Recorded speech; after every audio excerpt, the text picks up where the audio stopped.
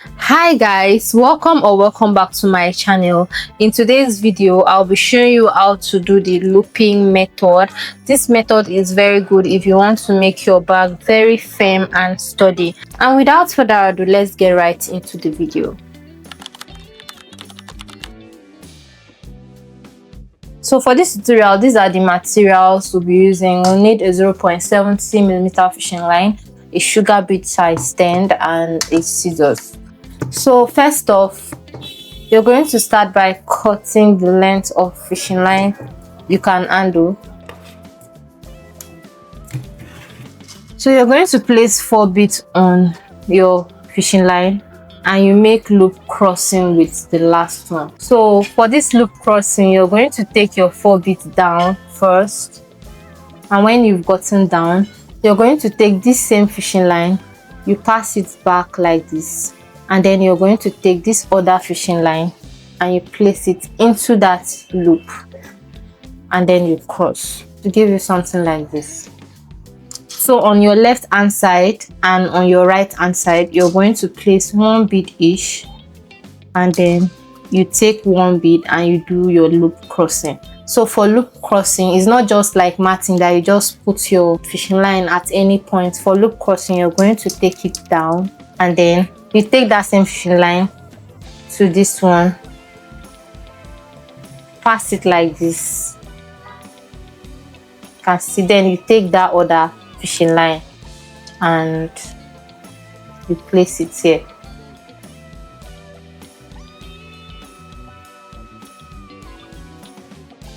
So this loop crossing, you don't need to even stress too much. The bead will stand on its own. So you repeat the same thing. Place 1 bead here, you place 1 bead here, and you're going to cross with this bead. So first of all, you do this.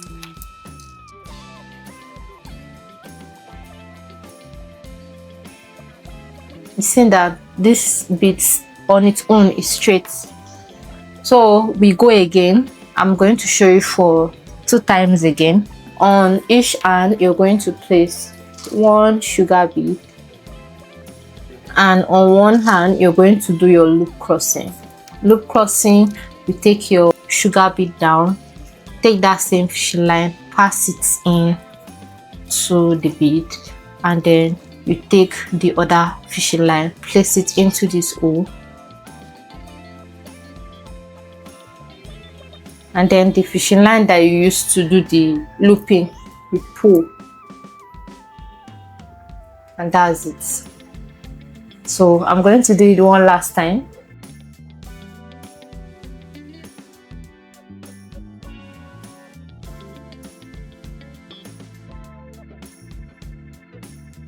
These holes here, I call them rings, each of these holes. So now I have 1 ring, 2 rings, 3 rings, 4 rings, and 5 rings. I'm making a total of 14 rings.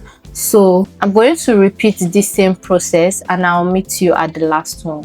So we have 1, 2, 3, 4, 5, 6, 7, 8, 9, 10, 11, 12, 13 rings in total. And now I'm going to be making the 14th ring, which should be the turning ring. Now to turn, I'm going to place 3 sugar beads on my left hand side, and I'm going to loop cross with the last one.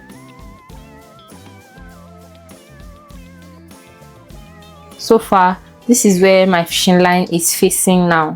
If you've watched my bead bag making 101 video, you are going to understand how to turn.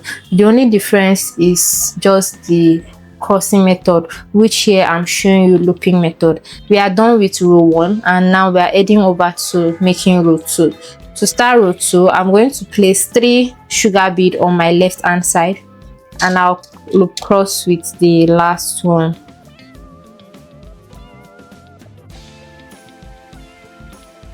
This is the shape it's taking, and now the next thing I'm going to do, I'm going to place my fishing line through the next bead here,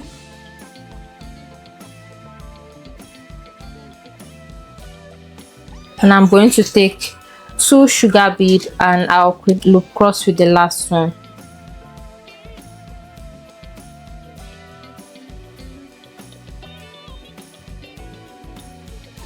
and then you take your fishing line through this next bead. You pick 2 sugar bead and you loop cross with the last one. So the next thing you're going to do now is to place this fishing line through this next bead, and on the other hand you place 2 sugar bead and you loop cross with the last one. You're going to repeat this process with all these other beads, and I'll meet you at the last one. So I've gotten to the last ring here, and now it's time to close up this row and start the other row. To do that, I'm going to place 2 beads on this other fishing line, and I'll loop cross with the last one.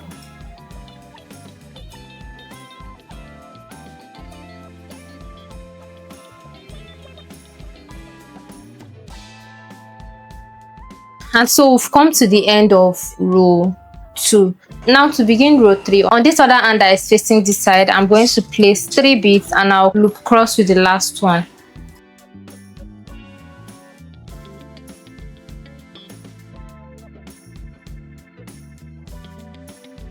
You go through the next bead and you repeat everything you did in row 2.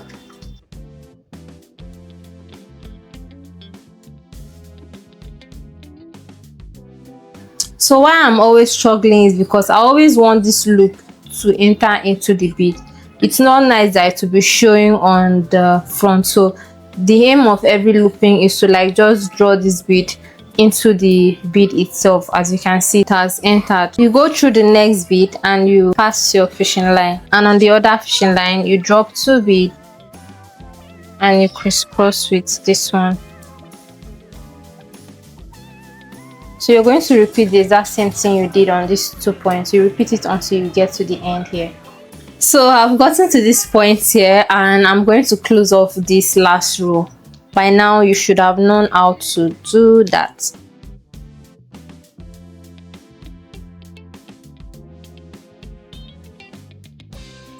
So I've come to the end of row 3, and so far this is how it's looking. So you're basically going to repeat everything we did in row 2 and row 3 until you get to row 5, and I'll meet you at the end.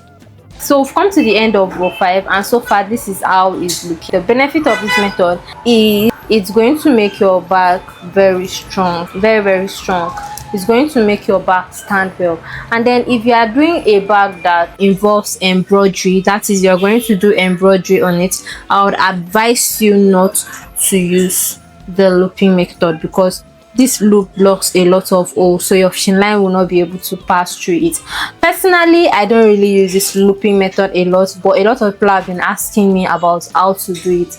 Yes, you can use this looping method if you are not doing any further embroidery on a bag.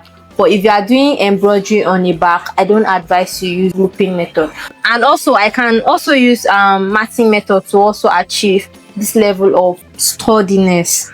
I'm very good at matting method, and if you are good at matting method, there's no need for this looping method. This looping method is just another way of doing a bar, but me, I stick to my matting method and I still get exactly this sturdiness, this strongness. So, and that's it guys. I'm still sticking to my matting method, but if you want to do your looping method out, this is basically how to do looping method. And so we've come to the end of this tutorial, and I really hope you found this helpful. If you did, kindly give this video a thumbs up so that YouTube will recommend it to more people. And don't forget to subscribe to my channel so you won't miss out on more tutorials to come. And I'll see you in my next video. Bye.